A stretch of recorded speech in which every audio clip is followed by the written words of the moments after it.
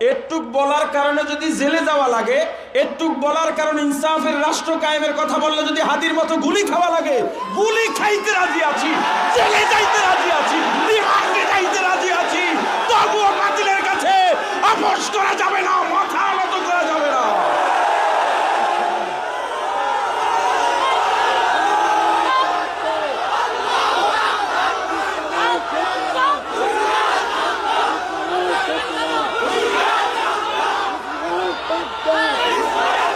শোনেন, ৫০ জন বাংলাদেশের সম্মানিত ব্যক্তিত্ব নাগরিকদেরকে টার্গেট করা হয়েছে। পীর সাহেব চরমোনাই তার মধ্যে আছেন, শায়েখে চরমোনাই তার মধ্যে আছেন।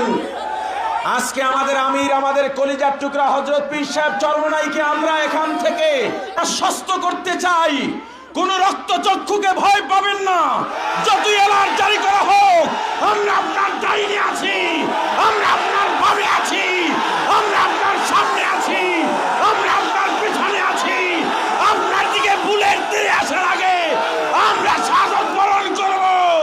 আমাদের বুকে আগে গুলি লাগবে, তারপরে আপনার দিকে যাবে।